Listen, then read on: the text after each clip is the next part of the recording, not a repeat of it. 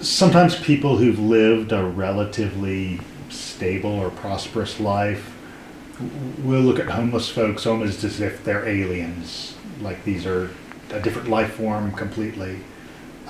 But the reality is that a lot of good and smart and hardworking people will fall on hard times. Sometimes that happens with the death of a parent or a spouse. Sometimes it happens with other trauma. And so I want everybody to see homeless folks not as being some different life form, but being people who had real, authentic challenges hit their lives like any of us could.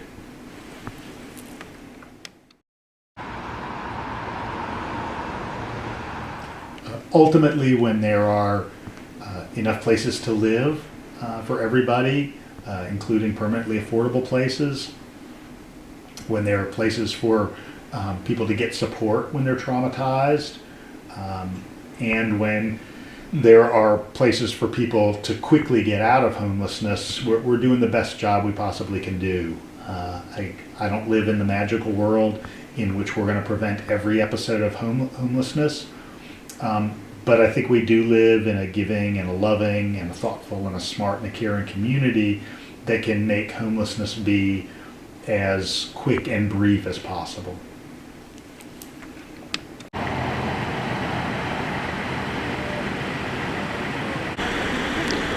Bigger Vision has been, it's been actually a positive experience with applications, with resumes. They feed the homeless people. They give you beds when no one will. It's actually been a positive experience. It's something I'm not used to, but we started at 6 beds. They open at 6, and then you leave by 5:30 in the morning. And when you leave at 5:30, where do you go? You go to the day center. And what do they have for you at the day center? Showers and food and lockers to store your stuff, your clothes. Is there anything that you would want to add about your experience? Yes, I love these people. They're really good people, the employees and the homeless people. It's like a community of their own, actually. The best work we can do is create an environment where we're preventing homelessness in the first place, and that when people fall into it, we've got a quick path out. I spoke earlier about how it's more traumatic for people to have pain in their life for a long period of time. And so if we can set people up so that that pain is very temporary, that's going to help everybody. It's going to help those folks who fall into homelessness directly, and it's going to help the entire community, because those problems do have ripple effects. So how long have you been in the Athens area? For 10 years, 10 to 20 years. Okay. And what has your experience been like living here?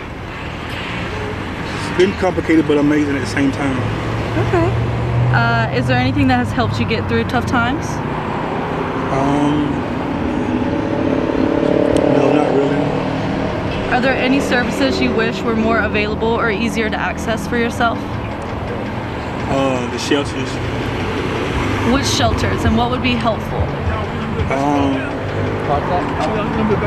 They have more beds for the homeless people. Perfect. And what do you think the community should understand about being homeless? It's not an easy thing. It's a very hard thing, a very difficult thing to go through. Yeah. We've been working with the Athens Housing Authority and others to have some housing for people who are coming out of homelessness but need some hand-holding and counseling. And so I expect there to be some new units that will be constructed over the next couple of years. At the same time, to deal with the kind of substance use and recovery piece, we have under construction right now a 60-bed facility that Advantage Behavioral Health Services will be operating on their campus near the corner of Tallahassee and Mitchell Bridge Road. So those are two relatively new pieces that are underway.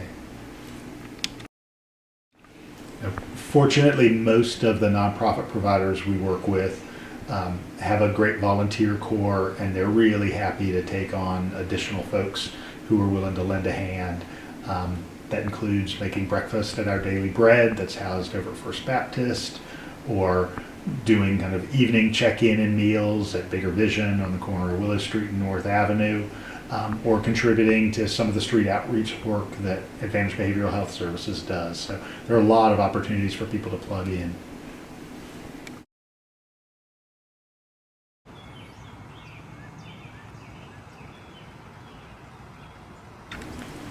So for the last many years, Athens-Clarke County has given some funds directly to both prevention of homelessness in the form of some rent relief and eviction prevention, and given some funds and resources to some of the homeless support providers like the Athens Area Homeless Shelter and Advantage Behavioral Health Services.